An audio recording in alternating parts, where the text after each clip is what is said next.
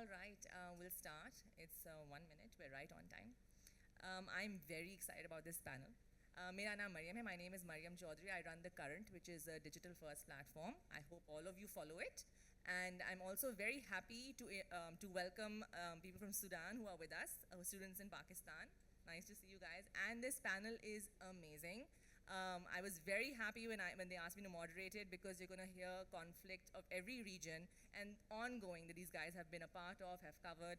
So I'm very happy to introduce them. I'm going to start off with Alex Shams, who's the editor-in-chief of Ajam Media Collective. It's a platform that focuses on culture, society, and politics in West and Central Asia. He's an anthropologist as well and a writer, and he's also worked as a journalist in Palestine, in Bethlehem, and in Iran and Lebanon. I'm going to go on to Yassmin Abdel-Magied, who is a Sudanese-Australian writer and an award-winning social advocate. Yassmin has written very extensively on Sudan's crisis and its global invisibility. And she's also written 5 books. And for all of you who are very young, she started her first organization called Youth Without Borders when she was 16 years old. Yeah, amazing.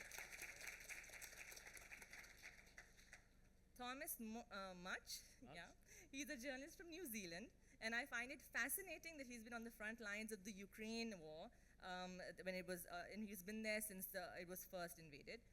His reporting was so widely cited by international media that he was banned from Russia for reporting on human rights abuses. Mubashar Zaidi, who I'm very happy is on the panel because him and I have worked together in 2008 when I was a producer at Dawn News and he was bureau chief Islamabad. You're very scared of him. Not so much anymore, thankfully. He's an executive producer at TRT World. In Turkey, he was the former co-host of Zara Hatke, which I'm sure aap sabne dekha hoga. Saad Zarar Khodo bhi baithe mein hai in the audience, who is the current host also of Zara Hatke. It's one of Pakistan's favorite primetime shows and a correspondent for the BBC and The Hindu as well.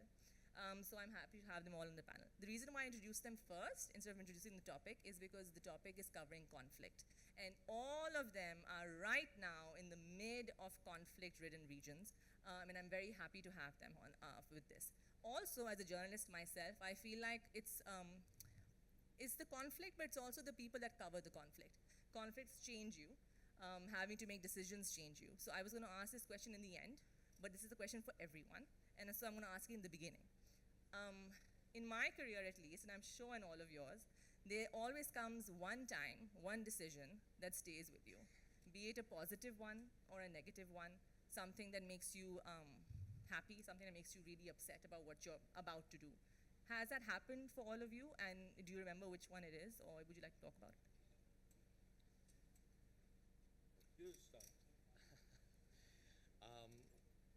It's a tough question because I think I'm not sure if I have an exact moment, and for me it's more a moment that I constantly have to confront, which is kind of balancing the need to report the news and the requirements of journalistic integrity in terms of identifiable information, describing sources, while at the same time not putting sources in danger.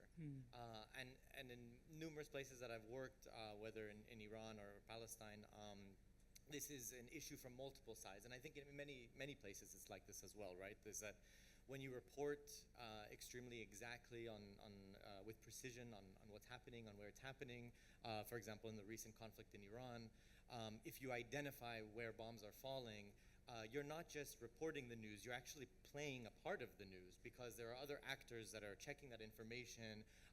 In the case of Iran recently, you have the Israeli government that's trying to also determine where its bombs are falling, who it's hitting, and if it's hitting the right targets, right? And so on one hand, you want to avoid playing into those dynamics.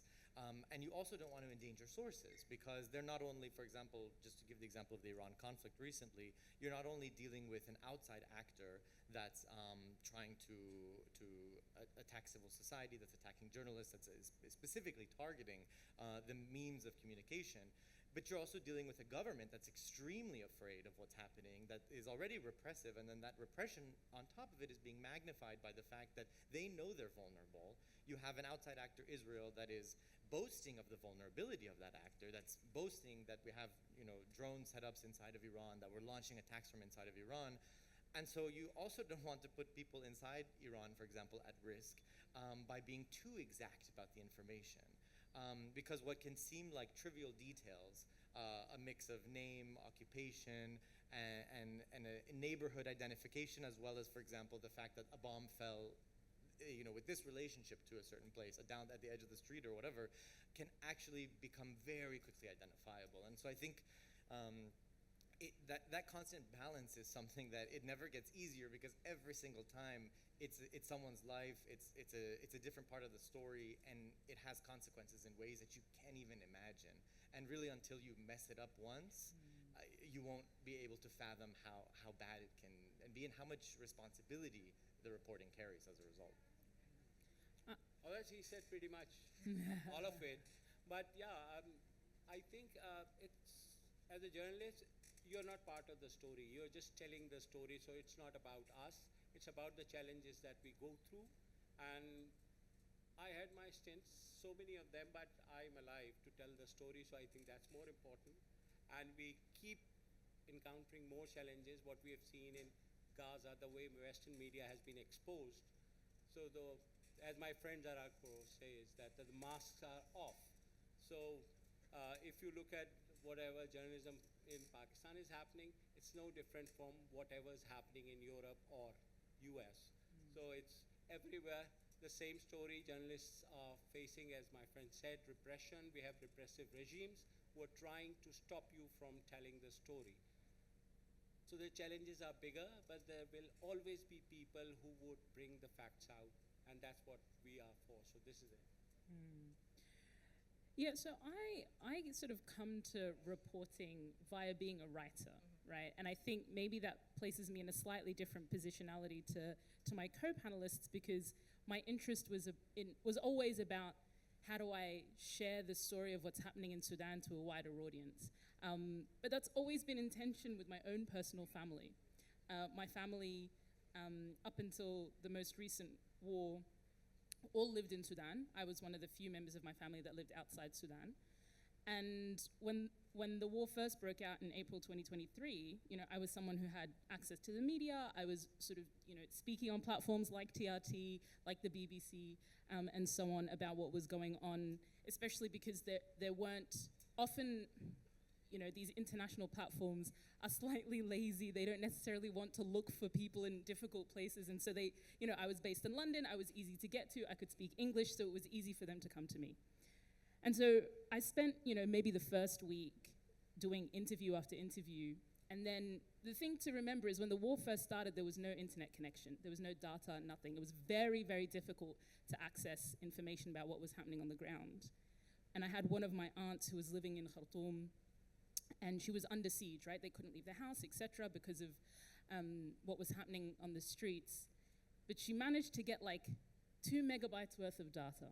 And with that 2 megabytes worth of data, she sent me a WhatsApp message and she said, Yassmin, please stop. Please stop talking about what is happening, because you're putting us in danger, right?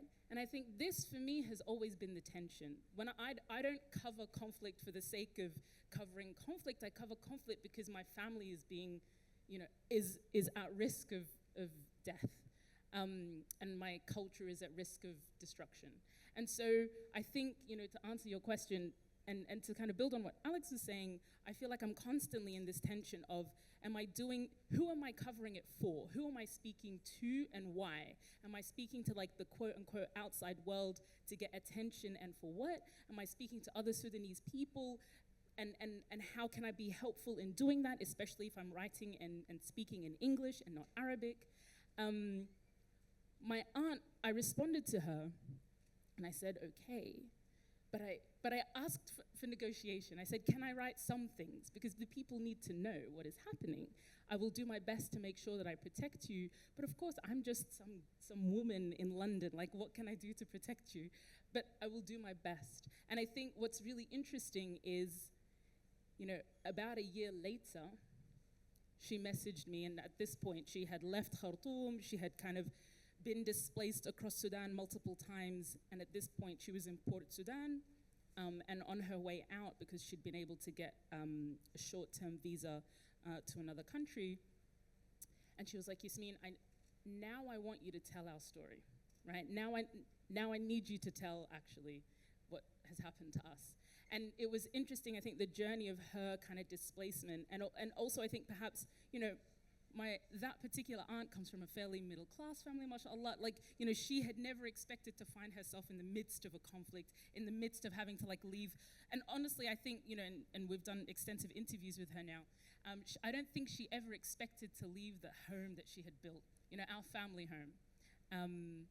But she had now experienced that conflict, and I think her giving me permission, and again, this is just one auntie of my many aunts, mashallah, and every single family member has a different attitude to my writing. I'm the one sort of quote unquote crazy person in the family that keeps talking about politics. And yet, I think we've gotten to the point now where my family has, if not, they might not be celebrating what I'm doing, but they see they understand the importance maybe in the place of it. And actually, I think they're happy that I'm doing it, and that it's taken decades for us to get to this point. But alhamdulillah, I think that shift means that I have some sort of sense of relief maybe as I do this. I don't know if that answers your question, but yeah. Thank you. Please. Absolutely. Thank you very much for your fascinating contributions. I wanted to give one. You brought up briefly something about the Western media and the very, very serious problems it's had with the issues covering genocide in Gaza, apartheid in the West Bank, and all of the terrible things that are going on in the Palestinian territories. And I wanted to give my perspective because I landed I know I'm supposed to be talking about Ukraine, but I think this is the more germane issue at the time. I landed in Tel Aviv on the 15th of October with a gig to basically carry out a story of, what's going on with the war with Israel and Hamas. And one things that the Israelis are very good at doing is they are very good at feeding a narrative, particularly to Western correspondents who have stories to file, who don't necessarily understand the issues on the ground very well. So I ended up living there for about 6 weeks, basically not entirely regurgitating the narrative, but telling the same story you hear from a lot of people. Oh, it's just a complicated conflict that goes on for a long time, and kind of both sidesing the issues. But what I would constantly have happen is I would have friends of mine being like, why aren't you going on the ground? And I was like, well, one, I can't go to the ground in Gaza. Then they're like, well, go to the West Bank and see what's going on in the West Bank. So I ended up deciding, yes, I'll take a reporting trip there for a couple of weeks. And I ended up in a town called Jenin. Jenin is at the very north of the West Bank, and it has a fairly substantial Palestinian resistance movement there. And for that reason, the Israelis are almost always sending in, soldiers to try and kidnap all the people they can, take them out, kind of crush this resistance movement as much as they can. And it's one of those battles that for whatever reason gets very, very little coverage in the media. And I remember we were there, we were in a hotel, the battle had been going on for days, and all of a sudden the Israeli forces announced that they were going to pull out of this town. And so me and a couple of my colleagues, we went inside that camp, and I will never forget, all of a sudden, shooting starts breaking out all around us. Cars start driving past us, and we rush back to the street. We run back to the street, and I remember there is this main road back to the main town. We're in the camp. A lot of Palestinian settlements are divided like that between the refugee camp and the town itself. And we stop at this small street, and a Palestinian man comes out and kind of stops us moving any forward. He kind of points his arm down the road. Jaish, Jaish, army, army. And we're like, look, we're all in press vests. We've all got cameras. They're going to know we're journalists. We're going to be fine. So we kind of put our hands up and we walk slowly across that little street. And as anybody who has any experience with the Israeli military will not be surprised to hear, they opened fire. And we ended up having to sprint as fast as we can down that road. We managed to make it back to the safety, or the relative safety, of Jenin city. And I remember kind of getting there. Obviously, all of us are pretty kind of, we're all pretty riled up, we're kind of shaking and like, well, what was going on? We really didn't expect that. And I remember a young Palestinian journalist comes up to me, and she says, and I tell her the story, and she just kind of smiles and she says, aha, now you know what it's like to be a Palestinian. You've lived it for one day. Thank you. You've lived it for one day. This is how we live every day of our lives. And I later found out that she had been with Shireen Abu Akleh, one of the great Palestinian journalists who was killed by Israeli forces in a similar, a similar scenario 3 years previously, also in Jenin, basically on the same road that we were on. And after that, I kind of had the decision. It's like, can I keep going as the kind of a correspondent, living in Tel Aviv, having what is, I'm not going to lie, a interesting, enjoyable, well-remunerated, and generally quite comfortable life, or do we actually go and start telling the stories of the people who really are oppressed and suffering under the boot of occupation? And I hope I very much made the right decision. I ended up going to Ramallah and spending some time there, getting to know more about the situation. I was later called back to Ukraine, but that is still one of the incidents that sticks with me the most, probably the most profound moment of my reporting career, particularly when it comes to talking about Palestine. Can I ask a follow-up question? You may. You've been reporting on Ukraine for a very long time. How did this incident, which is shorter, make you feel in comparison to covering the Ukraine war? So one of the things I've always thought about Ukraine and the differences is that, look, I think Ukraine is fairly black and white in the sense that what it is it's a small country struggling against imperialism and oppression.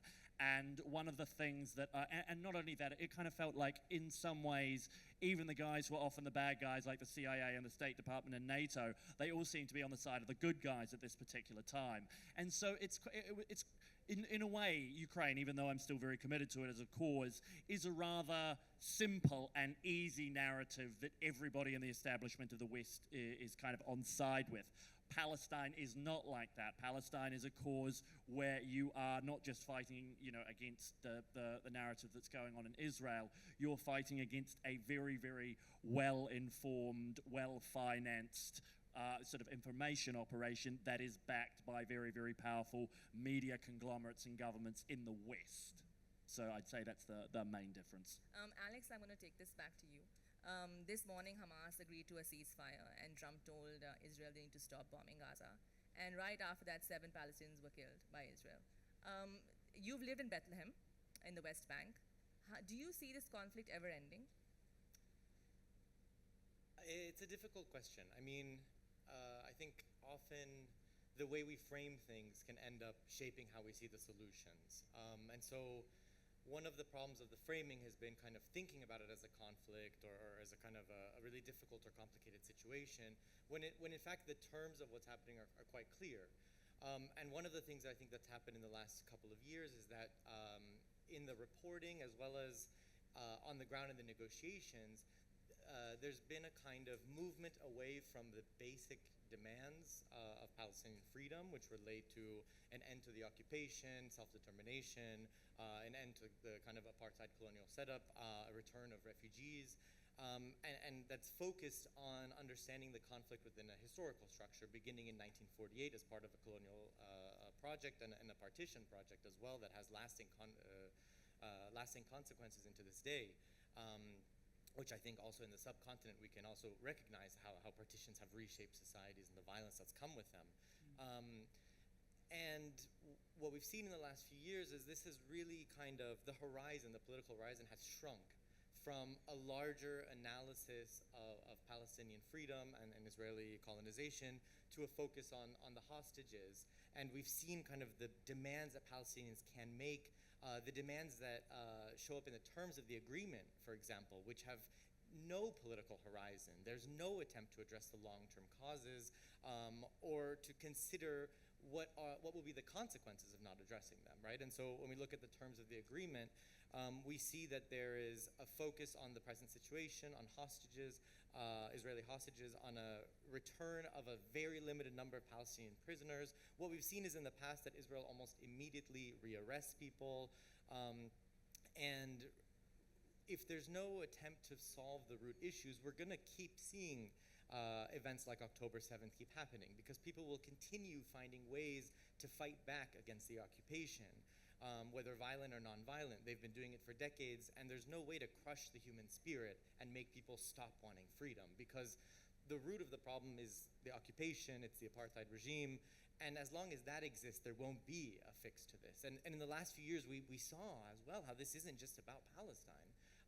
If Israel can get away with it in Gaza, it'll get away with it in Beirut. If it can get away with it in Beirut, it'll do it in Damascus. If it can do it in Damascus, it'll bomb Tehran. It'll bomb Sana'a, Yemen. Across Doha even. It can bomb a US ally in the Gulf. And so we see how Palestine isn't just about Palestine. Neither in terms of the conflict itself or Israel's desires and ambitions in the region, or in terms of the technologies. And I think this is something also important to think about, especially for journalists and reporters, and in particular for Palestinian colleagues in the journalism industry, is that the most advanced surveillance technologies in the world are built by Israel in the high-tech sector with a lot of US investment. They're tested out on Palestinians. Palestine has become a laboratory for those technologies. And then those technologies are sold to governments around the world. So when we talk about Gaza, when we talk about Palestine, it's not just about Palestine, it's about the entire world, because they want to make the entire world like Palestine, and they're literally selling the technology that they're using against Palestinians. And I think one thing I've heard often in the Arab world is people saying that we thought we would free Palestine, but actually Palestine's freeing us. Fighting for Palestine is a reminder of the need to fight for ourselves as well, because actually we suffer from the same things, and I think this is true around the world. This is something also I've seen in Iran too. The ability to stake out a moral and ethical position about Palestine is a way of fighting against repression everywhere, whether in Iran or the United States or anywhere else. And we've really seen, I think the phrase used earlier was the masks coming off, and us kind of, for decades, even when we know better, we've bought into this idea that the US is some kind of standard for understanding freedom worldwide, that the US is some kind of, we've bought into the US propaganda of itself. And it's never been the case. Throughout the 20th century, we saw the US engage in coups d'etats in Iran and many other countries, and yet we kept believing and buying into it. And so I think that's why it's so crucial to learn from Palestine, to learn about Palestine. We have a speaker here from Palestine who has two panels tomorrow, Elias Ta'is, one about life in the West Bank. I encourage everyone to come to hear firsthand about how things are on the ground and to explain much better than I can about Palestine right now. Thank you.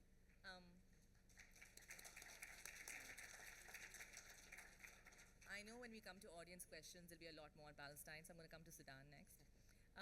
Yassmin, you wrote an article titled, "Why Does the World Not Care About the Genocide in Sudan?" And you're completely correct. While there's a passing mention here and there, it definitely doesn't take center, back, or any stage as such. It's like barely mentioned, like a passing, side note. Why do you think that the world doesn't care? It's been happening since April 2023. So why do you think that is? Okay, I'm going to do a little test really quickly. Who here thinks they can tell me 3 things about Sudan? Put your hands up if you can tell me 3 things about Sudan. Come on, students. You're Sudanese. Well, Sudani, yes, yeah. Excusing the people who are actually from Sudan. Who else who can tell me the capital of Sudan? Khartoum. Okay, so like 2 people, maybe 3 in the audience, right? The war in Sudan is the worst humanitarian crisis in the world, full stop, right now. Like, full stop, right? It is like half the population is at the risk of famine. 19 million children have been, what's the population of Pakistan? Mubashar? 26 million, the population of Pakistan? 220. I was going to say 26 seems low. What's the population of Lahore? Oh, Lahoris will tell us that. Around 12 million. No, it's 20. 20 million. Okay, say the population of Lahore is 20 million, right? That means every single person in Lahore cannot have access to food, is like literally eating grass in order to get nutrition. Every single person in Lahore cannot have access to school because schools have been shut down. 90% of the health hospitals, doctors, shut down for at least 2 years. And yet, when was the last time you heard a report about what's happening in Sudan? Right? And Alex, with respect to all the Arab countries that are like, oh my God, Palestine, those Arab countries are literally funding the murder and genocide that is happening in Sudan right now. Literally. You want to go to Dubai and you want to get gold? That gold comes from Sudan.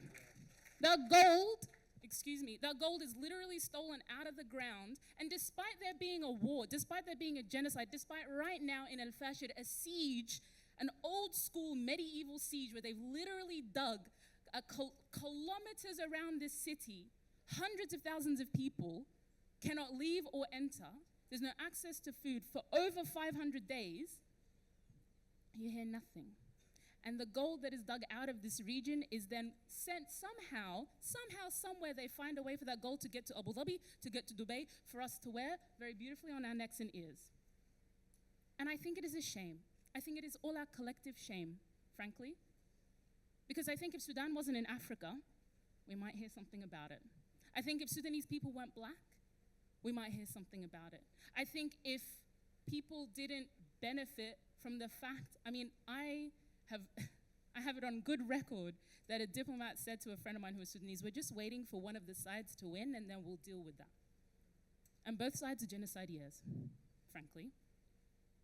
And if we want to talk about covering conflict, I'm on a panel with mostly men. We want to talk about what happens to women and children in this conflict. We want to talk about rape and sexual assault used as a weapon of war. We want to talk about the impact that has on generations of people. I can't tell you why people don't care, because I care. I care a lot. It's the most important and biggest thing in my life and has been since the war began. But somehow, I spend my time convincing people it's even happening. I have to tell people where Sudan is. I have to beg for a scrap of attention. Do you know what it is to beg for a scrap of attention when your people are literally being slaughtered? Do you know what that does to a people? The irony is when I talk to my family that's still in Sudan, my aunt says to me, I don't even want to talk about the war anymore. Send me photos of flowers, of dancing. Send me something of joy because our life here has become... And what does that say, right, about the resilience of Sudanese people? I'm doing a session tomorrow at 11 a.m. talking about Sudan beyond the headlines because, frankly, the only time that people want to talk to me about Sudan are to be like, how badly are your people dying? And actually, we have an incredibly rich culture. We have more pyramids than Egypt, as any Sudanese person will tell you, right? We have stories of matriarchal empires. We have, if you want to talk about a people who are kind and who are generous and who will give you the cloth from their backs, then you're talking of Sudanese people. Why do people not care about the genocide in Sudan? I think you should ask yourselves that, not me. I don't know. I have to beg editors to, put up a story about... I remember pitching a story, actually, about that same aunt that I was saying earlier. And I was talking to American publication, and they're like, yeah, but what's new? You know? And this idea that this tragedy, really, that Sudan... And let me make one thing very clear. The war that's happening in Sudan now is a punishment of the civilians who had the audacity to want freedom, right? Sudan had a successful revolution in 2018, 2019. You want to talk about mutual aid, you want to talk about non-violent overthrow of a dictatorship, you study the Sudanese revolution. It was incredible, subhanallah. And people were like, oh, the Egyptians across the border were like, oh, wow, look. And we were really proud. And then the military leadership was like, oh no, we're not having this. They were like, we can't have the people lead themselves. We can't have a civilian, no. That might mean we are held to account, and we couldn't possibly have that. And so they did what they do best, and they had a coup, right? And then the international community, rather than listening to Sudanese civilians who said, do not deal with these military leaders, they said, you know what, let's just let the military leaders take over because, we know how to deal with them. It'll all be fine. They said the right thing. Like Netanyahu has been saying the right thing for how many years? We listen to these voices instead of paying attention to their actions. And frankly, I think the international community betrayed the Sudanese people. because they supported that coup. And then the generals were like, all right, which of us is going to be the boss here? And that's the situation we're in now. But ultimately, this is a war against civilians for the audacity of freedom. And if that is not a cautionary tale for all of us, then I don't know what is.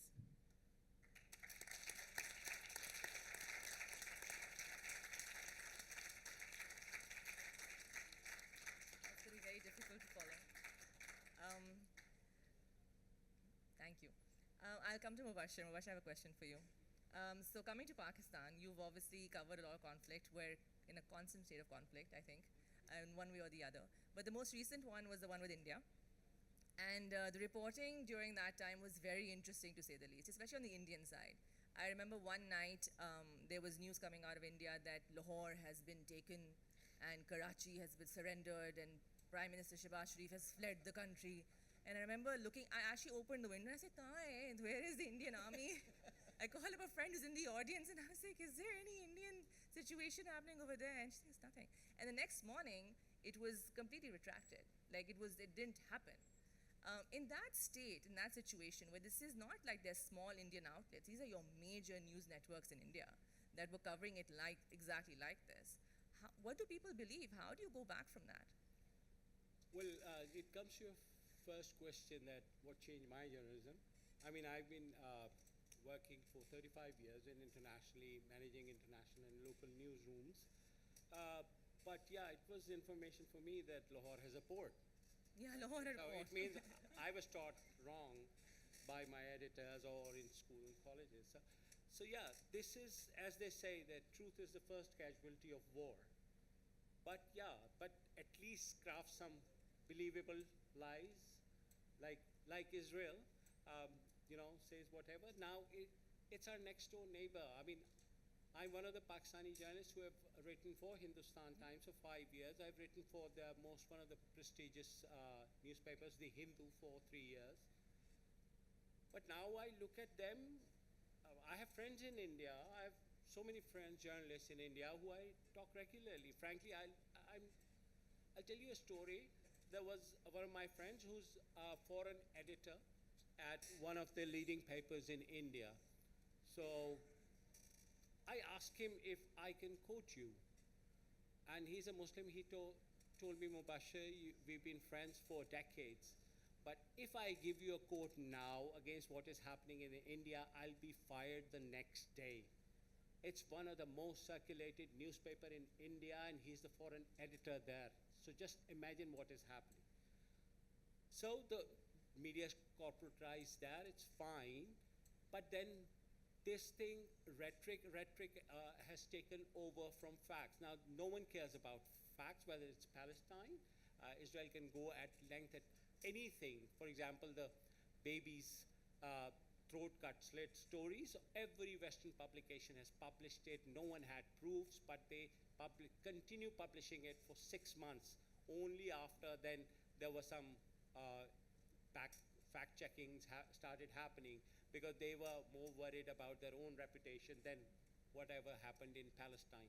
So same is the case with India. Their economy is booming, they're better, but then when it comes to the conflict, that is the real test of a society, or journalists, for example. So their journalism has totally changed. Now, it's not just about fluff media outlets, as Mariam said. It was about one of their most credible news outlets pouring out lies like anything. So it was a surprise for me. I mean, we all know what happens in Pakistan in journalism, and we fought it out. But what I see now in India is there very less resistance to this kind of journalism, that what they are doing. And there's no stopping, because, as I say, one of my friends, former colleague, was a Muslim. That's another story. But still, they're one of the most recognized faces. For example, Barkha Dutt came up with that story, saying that India shot down a Pakistani F-16, and she kept on insisting. Since I work in an international newsroom and control the reporters, get information from that, I was told that this was Indian Defense Ministry was sending it to everyone. This has happened, and we had shot down a Pakistani airplane, and no one asked them for any proof. So everyone has just narrated the same story. Is this journalism? For me, whenever someone gives me the story, my first question is, I need to see the facts. I need to see what proof do you have so I can authenticate further. It's another thing if you're given some sort of a tip or any information. It is my responsibility as a journalist to verify it, and my duty towards you guys so you get at least credible information. But what's happening in India during that war, that the propaganda exceeded their even worst of their fantasies.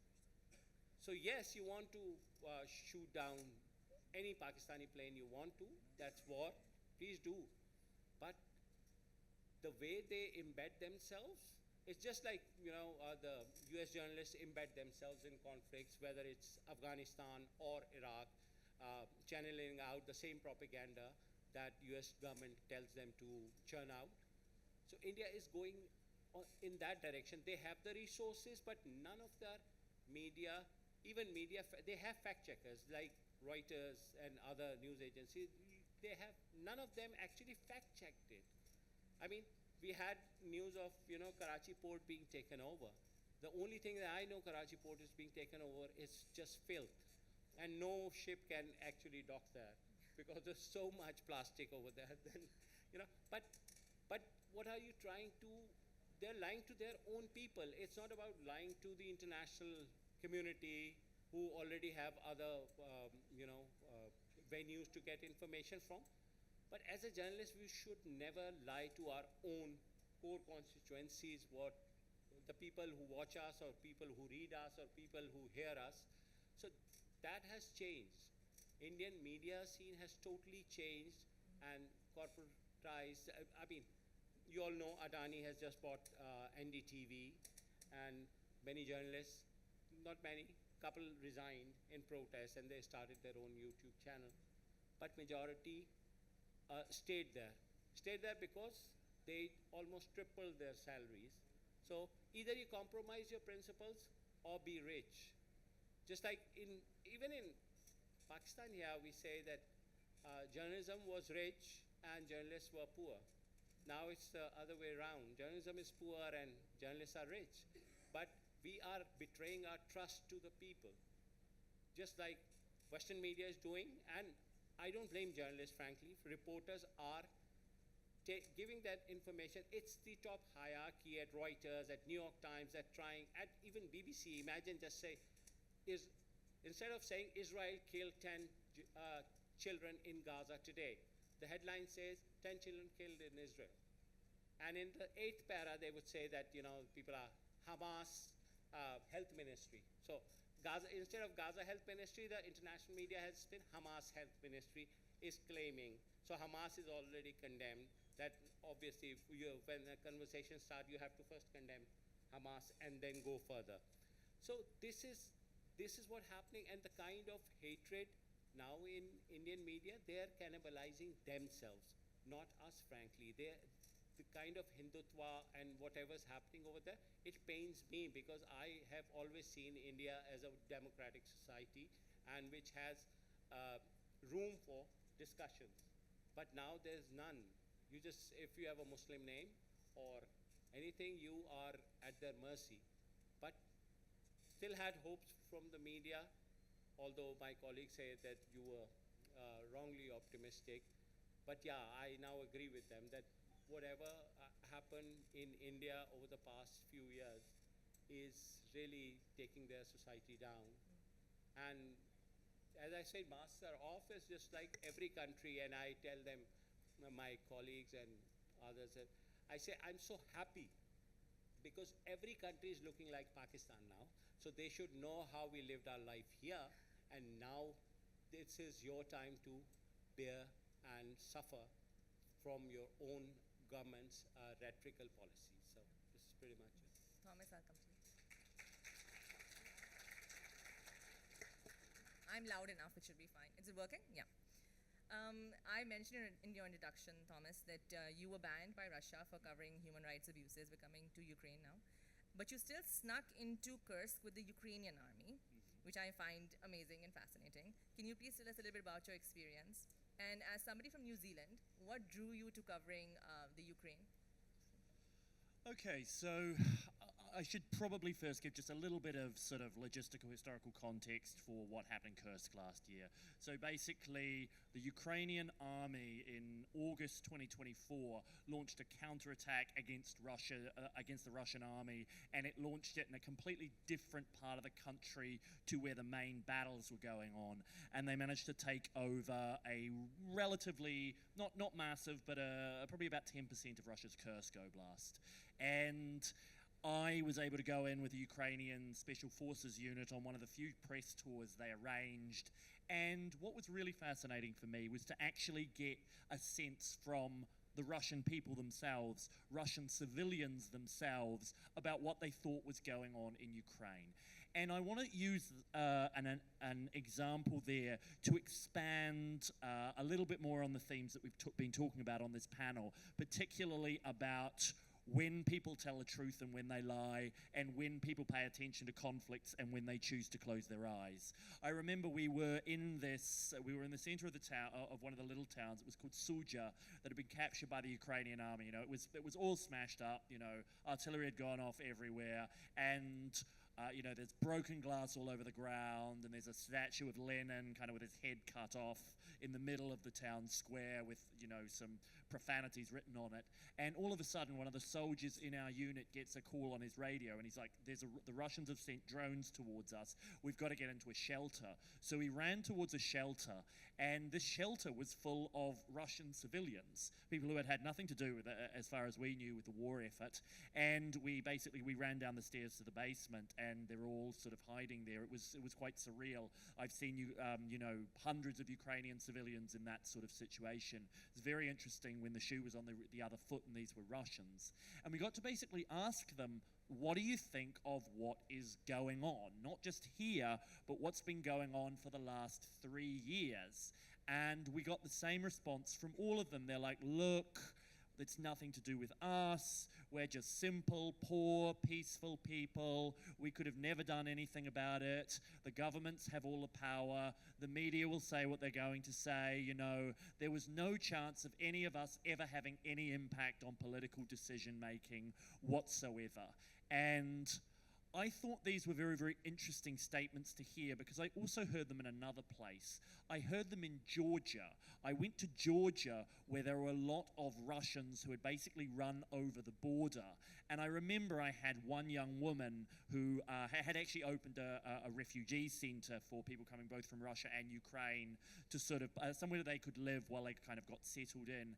And I asked her, and she asked me once, Tom, why do so many people think that, you know, Russians are all responsible for this and that we all want the war? And I'm like, well, none of us see any evidence that you don't. I'm like, you know, for instance, you're here in Georgia. Why are you not saying why are you not constantly posting stuff on Instagram or on Facebook or whatever saying we're against the war? Why is there not some kind of vigil in, you know, outside the Russian embassy every week saying not in our name? And she's like, well, look, Tom, the problem is we're poor, you know, peaceful people. We have nothing to do with the war, but there's nothing we can do about it, and the government and the media has all the power. And I want to expand that a little bit to what we're talking about, because what we're trying to talk about is when people take responsibility for conflict and when they choose to kind of open their eyes or close their eyes. And I think it's interesting going back to the issue of Palestine, because you know, Russians, by supporting their government, are complicit in the oppression and attacks and genocide of Ukrainians. But I feel there's a sense in which the West, we are collectively responsible, because our governments have been backing and supporting the atrocities that Israel has been carrying out, you know, not just over the last 2 years when it's really escalated badly, but really since 1948. And one of the things that I'm sort of almost throwing these ideas out there because I haven't crystallized my thoughts properly, is that we need to look at conflicts, not just in terms of, who are the good guys, who are the bad guys, who's dying when, but of the power structures that support them. In Russia, the power structure from top to bottom supports the war effort. It's how the major politicians stay in power. It's how so many of the new oligarchs are making all of their money. And I also think that when we're talking about, and this is why I wanted to come to the point about Sudan, because I knew what was happening technically on the ground in Sudan in the terms of the humanitarian crisis, but I was fascinated when you said, now there's actually, a money component to it as well, gold flowing into other coffers of Arab states coming from Sudan. You want to? Yeah, can I just jump in? I think absolutely. It's really, this point about the power structures is really useful, because what I often say to people is, if you want to understand how conflict will be in the 21st century, look at what's happening in Sudan. Because I think the ways in which money and livestock and land is shifting and being transferred from one place to the next, and it is like all sorts of regional powers are involved. No one really and part of the problem is people don't have an understanding of how the regional powers are involved. Turkey is trying to show itself as a power player. The drones are Iranian. Like you've got Saudi and Egypt and the UAE and kind of Qatar. You've got all of these countries trying to kind of position themselves as the peacemakers of the region through, did I say Egypt? Through Sudan, right? You've got also the UAE trying to buy land. You've got China also involved and trying to buy land, but on the slow so that nobody, like the kind of, when we talk about neo-colonization, the kind of neo-colonization that is occurring when the resources are being taken away from the people and the conflict is kind of used as a cover, I think is vital to understanding what is going on. This place is, like Sudan is awash with weapons, and where are they coming from, right? And who is benefiting from the chaos is often a question that I try to place to people, because you can position it as a war between two generals, you can position it as a war against civilians, but you can also position it as like a regional grappling for supremacy, like resource supremacy, and that, I think, is something we really all should understand better. It shouldn't be me. Like, I am not an expert in this, right? But in terms of, if you try to find expertise, there are people who are experts, but they are not kind of being listened to for a variety of different reasons. And I think understanding these machinations in the same way that I think people are understanding the power structures in Palestine and Israel, are understanding the power structures in Russia and Ukraine, and there is also in Pakistan and India, I think understanding what is going on. I mean, Sudan, again, if I may, is at the intersection of so many different regions. You've got the Red Sea. Russia wants a port on the Red Sea. They're trying to deal with, they're having conversations with both military leaders about trying to get a port on the Red Sea. You've got the Sahel region, you've kind of got like the Arab region. So like it's at the intersection of so many different places. It's the kind of quote unquote gateway to sub-Saharan Africa. And yet people are like, oh, it's just a civil war. It's just Sudanese people fighting amongst themselves. It's not. It is also not quite a proxy war, because I think that positions it differently. It is a playground for actors in the region and globally who are all positioning themselves as the like hegemonists for the 21st century. I'm very happy to surrender mic time for that, because I think that's a genuinely fascinating point. And considering how much airtime and coverage Ukraine has, which is probably thousands of times more than Sudan, it's very useful to hear not just about the suffering, but about those power structures. And I guess if there's one thing on a broader point that if you want to take away from this panel is to sort of change the way you look at conflicts from just an analysis of who's going where in the military situation and were people killed here or were they killed here, is an analysis of the power structures behind who benefits from and who supports conflicts more generally around the world, which is why I think the geopolitical lens to look at Sudan is a very, very interesting one. And I'm shocked, frankly, that more editors don't take up the conflict when there is all of those interesting machinations behind it. I consider myself fairly well informed, and I knew very, very little about what she's saying. I mean, I think that's the problem, right? I think that people actually, part of it also, frankly, is the fact that Sudan was under sanction by the United States for 30 years, right? And Umar al-Bashir, the previous dictator, also, you know, he kicked out, like he really suppressed journalism in the country, so there wasn't, you know, there weren't a lot of international journalists. You didn't really have like bureaus from international, like not just Western, but international more generally.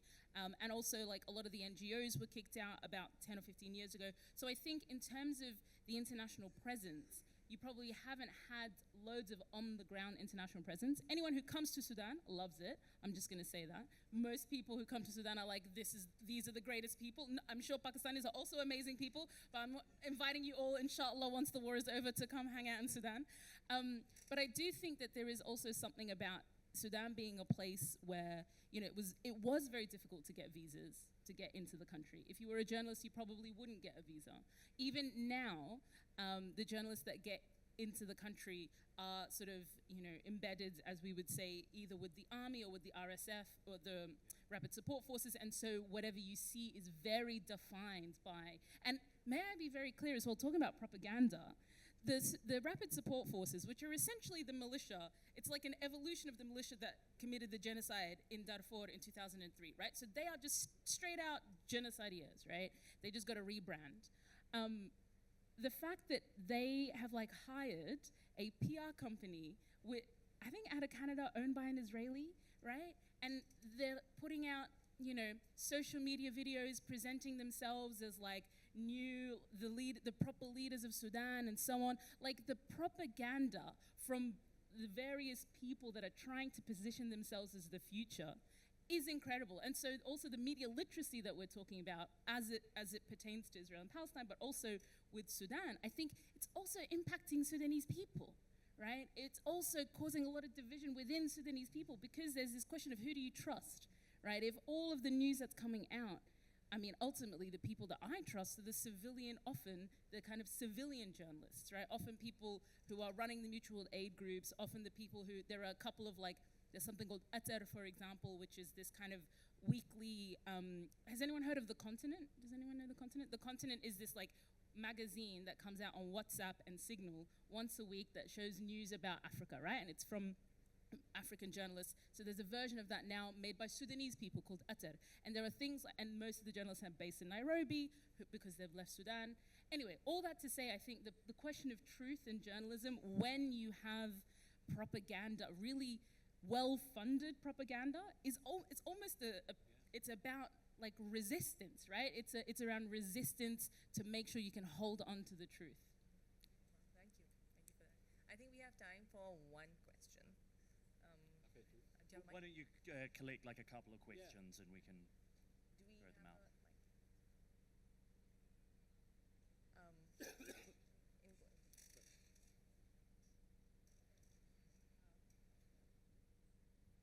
Yeah, it's working. Okay, this was an excellent panel, and I think all of you are Thank you. extremely brave people, and I think I follow most of you on social media as well. But okay, you mentioned the role of media, and in particular India during the conflict. I'm going to want you to flip that about what happened here, because suddenly there was Twitter, which was no longer banned. So, and everybody was allowed to say what they wanted to say, because before that there was no Twitter, remember? Before the war with India. So I'm just want to know your experience with all of that and how you saw that and how come, you know, because what they were afraid of was that Twitter speaks the truth, whereas newspapers here were not before that, right? So what happens and also, just I'm going to go one step further, the picture that Yassmin painted with what was happening and when there is dictatorship in uniform, what's happening, how do you relate that to the Pakistan situation? Okay, both questions to me? Or maybe for Sudan, she can. Well, I think we're going to take a few questions, right? We will. Yeah, okay. We have some. We'll Thank you. As you said right now regarding the feeding of narrative, so we as a people, like the movements or the resistance movements are now coming from the people, not from the government. So we need to focus more on humanity or humanism, like how we can convert the narrative of conflict into the cooperation, basically. What you suggest, please? We can take one more, and then 1 minute each would be great, and we can wrap up. Any other questions? Jaldi, There's anybody? one up there, I think. वहाँ Okay. ऊपर एक खातून है. Is she? ये ऊपर ऊपर please. हाँ, come on. हाँ, दे दो. I think. उनको please पकड़ो. Yes, hello. I actually joined late, so I'm very No, go ahead, confused. go ahead. So my question is coming back to Pakistan, we see that we were covering the conflict of India and Pakistan, but that's like Yassmin interpreted that the internal news isn't coming out. Exactly in Pakistan, currently Kashmir, there is violent protests going on. In Balochistan, this is happening in Pakistan as well. The media is only painting one picture. So how do you take that? My question is for you. This for me? If we can start, All right. Mubashir, and then 1 minute each, and then we can divide. Yeah, that's all the time I have. Yeah. All right. On the social media thing, yes, there have been. So, first of all, truth is subjective. All right. I myself, do my catharsis on social media. Yeah. Banging everyone who I feel is aggressive or oppressive or whatever. So, listen, this technology has proven that when it became X and owned by Elon Musk, we have seen algorithms being created, voices being censored. Anyone who talks about Palestine is being censored. So, as I said, oppressive regimes are becoming oppressive everywhere. So, how to deal with it? And this is a question most students ask me when I go to universities, talk about education and journalism, and they tell me that because you had backing of more powerful editors and known organizations, so you can say things that we cannot say, or we cannot think of saying it because we be persecuted or arrested or detained. So I tell them you need to find people who would say things for you that you want to say. So it's individually, yes, you can say it, but when you say it, at least read it again, what you're going to write on Twitter, what you're going to say. There are things, yes, I'm sorry, emotionally you can say many things. नहीं, I'm आपको All काट right, रही हूँ, okay. sorry. So, say what you want to say, but phrase it in a manner. We as journalists have been told that you can say things, what you can say, but in a manner that a journalist can say, which is to say it and people understand it or not get caught. That's what we've been doing. I've been doing 30 years of journalism in Pakistan, and I've seen worst of regimes, and still went on to tell stories that otherwise were unthinkable. So Balochistan, she mentioned, we go to Balochistan, whatever's happening there is a conflict, yes, and media censoring it, yes. But how do we get our information? Social media is our biggest source, but then there are two forces battling on social media. One is to curbing the truth, and one is to amplifying the lies. And in between, there are people who would say things that they could say. So I'm we sorry, need Mubashir, I'm to going to know. cut you. Because I Just, don't have just kind of, just end it.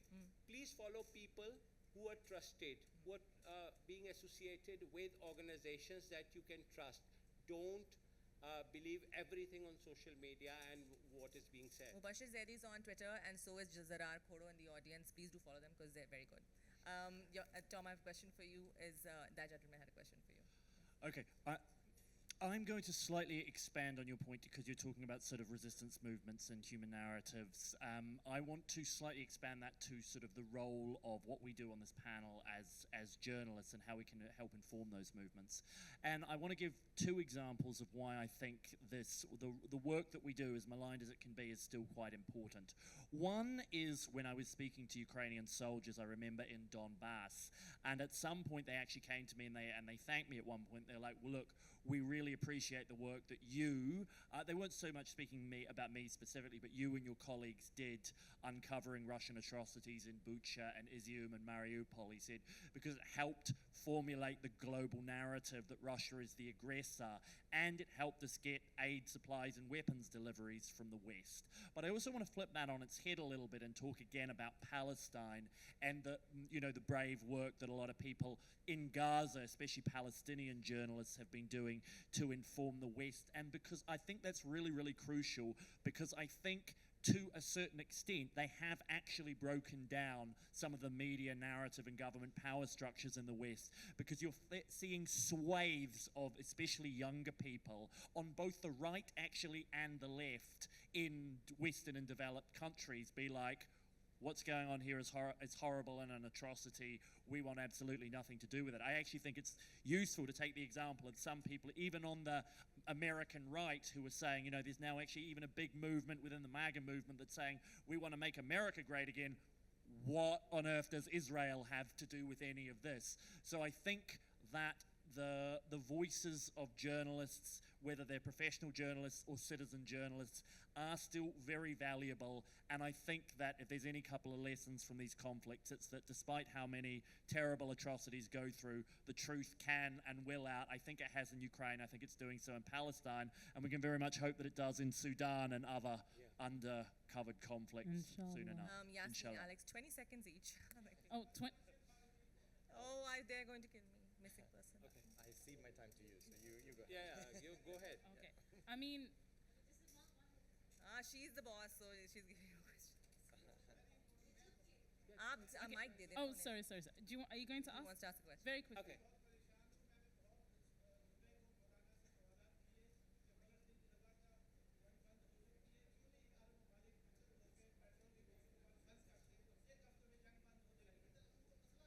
Okay.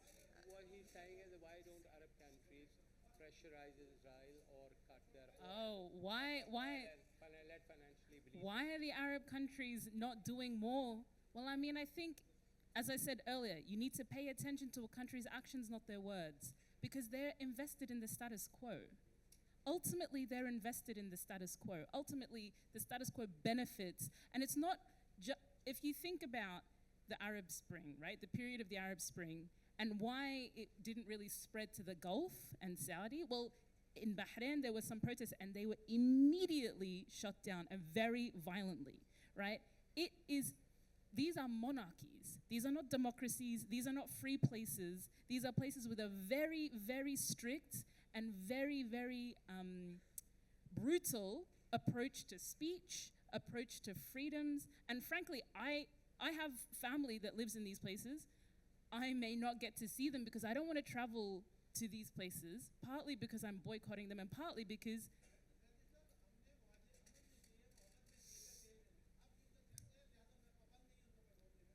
Sir, I'm so Sir, sorry. let's leave the comments. I understand what we'll. Zaidi साहब आपके direct- पास आ रहे हैं इसके बाद बिल्कुल 1 second में 20 seconds Alex to close. No, I just fully agree with what you said. I mean, I think our hope isn't in governments, it's in peoples. And so when we ask, why are Arab countries not doing anything? Well, they're repressing their own people. They benefit from repression. All repressive regimes feed off of repression. They buy technology from each other. We can't look to governments for any hope. We have to look to mutual aid networks, to the people who are demanding freedom. That's where the hope is. It's not in the governments. And if we look to governments, we won't find any hope. But if we look to people, we will. Just one thing, I just want to say, since students are there, I want to thank in this conclave. We as journalists were too much looking inside, and this you would find and now understand how all conflicts are kind of interrelated. They have the same kind of Very circumstances. Do read about other conflicts. That will help you becoming your understanding of what's happening in the world. The whole world up, as we say, is now an effed up place. Excellent point. But- Thank you, everyone. It's a great panel. We could have continued, but that's all the time we have. Thank you. Thank you, everyone. Very good.